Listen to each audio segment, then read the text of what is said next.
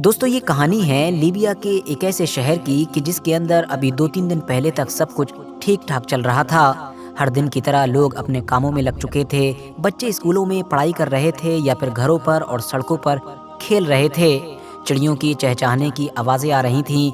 मगर तभी अचानक से कुछ ऐसा हुआ कि पलक झपकते ही इस शहर में सब कुछ बदल गया। वो मजबूत और ताकतवर घर कि जो पिछले कई सालों से इस शहर की जमीन पर खड़े हुए थे, वो पल भर के अंदर पूरी तरह से मलबे में बदल चुके थे। लगभग 40 से 50% पूरा शहर बर्बाद हो चुका था। हजारों की तादाद में लोग मर चुके थे और हजारों की ही तादाद में लोग ऐसे थे जो पूरी तरह से गायब थे।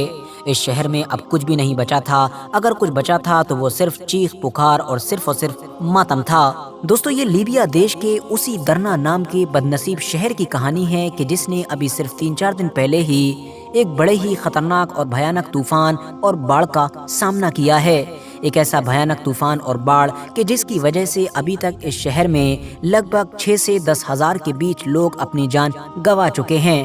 हैरानी की बात तो ये है कि मरने वालों के अलावा भी 10,000 से ज्यादा का नंबर तो वो है कि जो लोग अभी तक गायब बताए जा रहे हैं। मीडिया रिपोर्ट्स की माने तो अभी तक दरना शहर के बारे में जो कुछ भी जानकारी दी जा रही है वो पूरी तरीके से सही नहीं है, क्योंकि दरना शहर के हालात तो और भी ज्यादा खराब हैं। जो आंकड़ा मरने वालों का 6 से 10 हजार के करीब बताया जा रहा है वो आसानी के साथ 20,000 का भी आंकड़ा पार कर सकता है।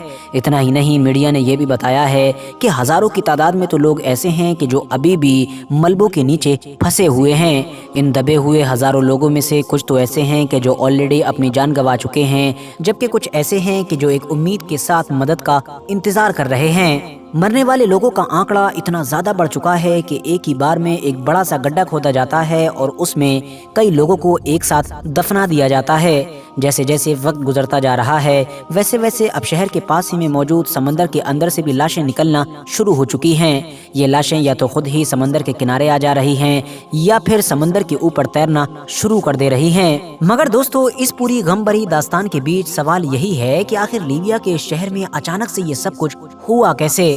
क्योंकि आमतौर पर हम देखते हैं कि दुनिया के दूसरे शहरों में भी बाढ़ आती है, मगर किसी भी शहर को जब बाढ़ बर्बाद करती है तो एक अच्छा खासा वक्त लगता है। लेकिन लीबिया के केस में हमने देखा कि पल भर के अंदर ही 1 लाख आबादी रखने वाला शहर देखते ही देखते तबाह हो गया।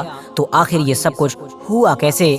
साथ ही साथ सवाल ये भी है कि आखिर लीबिया के इस केस को लेकर इंटरनेशनल कम्युनिटी इतना ज्यादा परेशान क्यों है? चाहकर भी दुनिया के सारे देश लीबिया की मदद क्यों नहीं कर पा रहे हैं? आखिर दुनिया के दूसरे देशों के बीच और लीबिया के बीच कौन सी चीज आड़े आ रही है? आखिर बार बार एक्सपर्ट्स की तरफ से ये क्यों कहा जा रहा है कि दरना में जो कुछ भी हुआ उसको टाला जा सकता था? दरना में जितने भी लोग मरे हैं या मरेंगे उनमें से ज्यादातर लोगों को बचाया जा सकता था।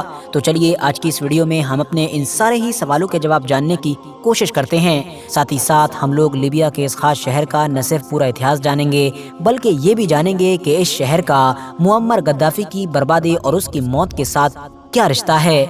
अगर आप लोग मुअम्मर गद्दाफी के बारे में नहीं जानते हैं तो मैं आप लोगों को बता दूं कि मुअम्मर गद्दाफी की गिनती पिछले 100 साल के इतिहास के मुस्लिम दुनिया के जो सबसे मशहूर और सबसे ताकतवर नेता हैं उनमें की जाती है। RH नेटवर्क के नॉलेजेबल फ्रेंड्स, अब अगर बात करें इतिहास की तो 17वीं सदी में मिडिल ईस्ट के ज्यादातर इलाकों की तरह इस शहर पर और लीबिया के भी ज्यादातर इलाके पर सल्तनत उस्मानिया का ही राज हुआ करता था। मगर फिर वक्त के साथ साथ जैसे जैसे उस्मानी सल्तनत कमजोर होना शुरू हुई, दरना या फिर डैरना नाम का ये शहर भी उस्मानियों के हाथ से निकल गया।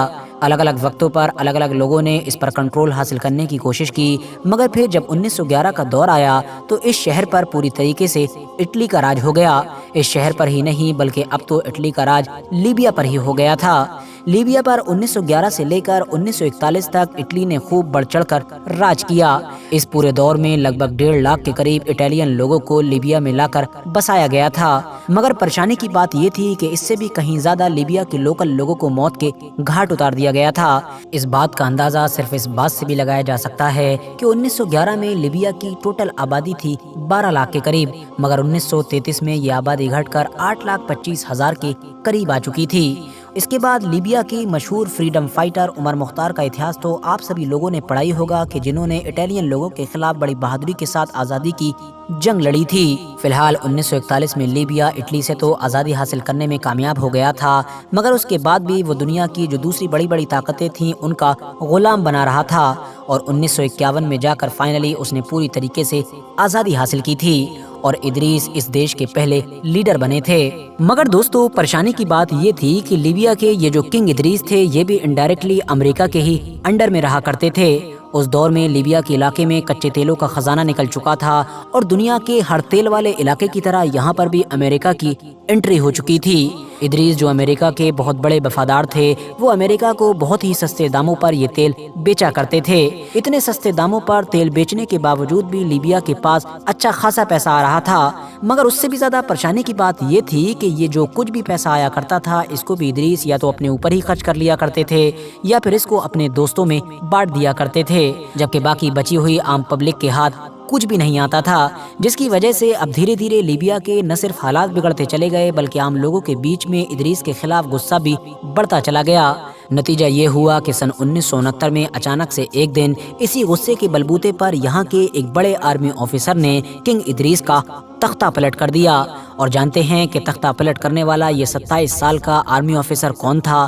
یہ وہی تھا کہ جس کو دنیا آج کے دور میں معمر غدافی کے نام سے جانتی ہے۔ معمر غدافی کے آنے کے بعد لیبیا کے باقی علاقوں کی طرح ڈیرنا نام کے اس شہر میں بھی خوب ڈیولپمنٹ دیکھنے کو ملا۔ شہر کے بیچ سے جو ندی گزرا کرتی تھی جس کی وجہ سے عام طور پر باڑھ آ جایا کرتی تھی، اس کا بھی لیبیا کی گورنمنٹ نے اب باندھ بنا کر انتظام کر دیا تھا۔ کچے تیل کی جو آمدنی تھی وہ بھی لیبیا کے دوسرے علاقوں کی طرح اس علاقے میں بھی پہنچنا شروع ہو گئی تھی۔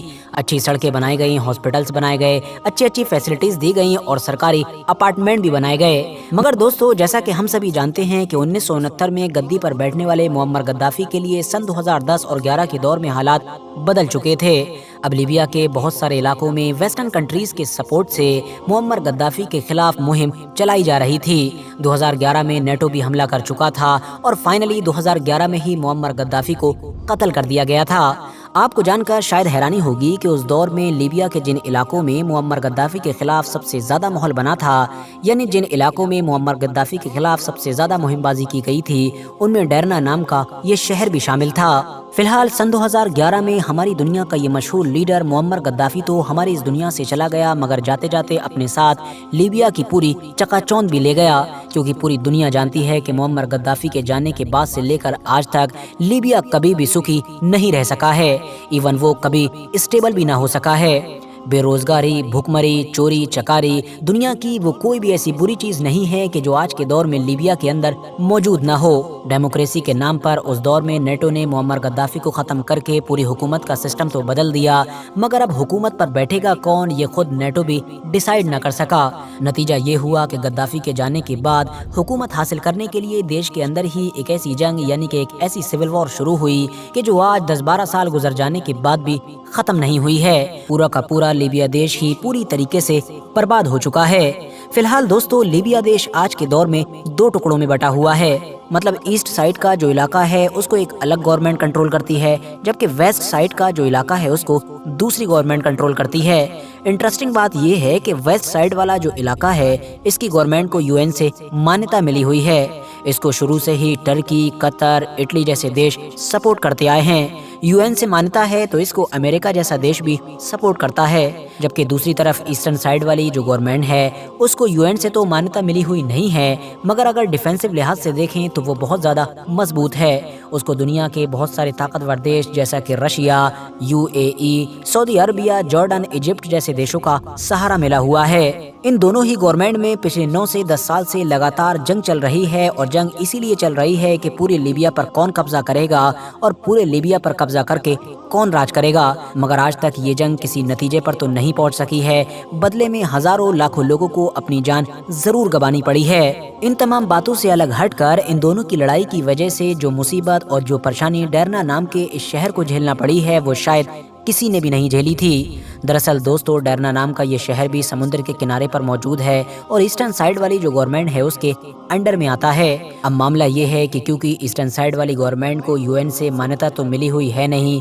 इसीलिए दुनिया के अगर बाकी सारे देश ऐसे बुरे हालात में इस शहर की मदद करना चाहते हैं तब भी वो चाहकर भी मदद नहीं कर पा रहे हैं, क्योंकि उस गवर्नमेंट के साथ ना तो उनकी कोई बातचीत है और न ही वो किसी तरीके से कोऑपरेट कर पा रहे हैं। अब जहाँ तक सवाल इस बात का है कि आखिर डैना नाम के इस शहर में इतनी जल्दी इतनी बड़ी और खतरनाक तबाही हुई कैसे, तो दोस्तों इस तबाही का आगाज उस तूफान से हुआ था कि जो टर्की और ग्रीस जैसे देशों के समुद्री इलाके से शुरू हुआ था। उन समुद्री इलाकों से बढ़ता हुआ ये लीबिया की साइड में आया।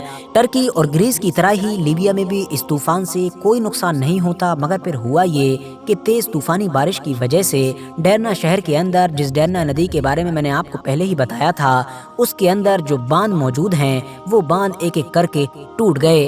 बांध टूटते ही ये तूफान कम एक खतरनाक बाढ़ बन गई और बाढ़ ने ही फिर पूरे शहर में तबाही मचा दी। देखते ही देखते इस खतरनाक बाढ़ ने आधे से ज्यादा शहर को बर्बाद कर दिया। शहर के सारे मकान मलबे में बदल गए। हजारों लोग पलक झपकते ही पूरी तरह से पानी में समा गए। मीडिया ने दावा किया है कि डरना शहर में मौजूद ये डैम ऑलरेडी ही बहुत ज्यादा कमजोर हो चुके थे और इसकी शिकायत बहुत पहले से ही की जा रही थी, मगर ये जो नई गवर्नमेंट थी जिसे यूएन ऑलरेडी रिकॉग्नाइज नहीं करता है, ये तो पहले ही जंगों में लगी हुई थी। इसने ना तो लीबिया के दूसरे इलाकों के डेवलपमेंट पर ध्यान दिया है और स्पेशली डरना नाम के शहर पर तो बिल्कुल भी नहीं दिया है। आसान भाषा में अब आप लोग ये कह सकते हैं कि ये सारी जंगें ही इस शहर में होने वाली खतरनाक तबाही की मेन वजह बनी हैं और साथ ही साथ अब सब कुछ तबाह हो जाने के बाद भी दुनिया भर के लोग जो इस शहर के लोगों की मदद नहीं कर पा रहे हैं, उसकी वजह भी कहीं ना कहीं ये सारी जंगें और ये पूरा सिस्टम है। फिलहाल दोस्तों, आज की अपनी वीडियो को हम यहीं पर खत्म करते हैं। वीडियो अगर आप लोगों को इन्फॉर्मेटिव लगी हो तो वीडियो को लाइक करने के साथ साथ अपने दोस्तों के साथ जरूर शेयर करें और इसी तरह की नॉलेजेबल और हिस्टोरिकल वीडियोस हमेशा देखने के लिए हमारे इस चैनल को सब्सक्राइब करने के साथ साथ बेल आइकन को भी जरूर प्रेस करें।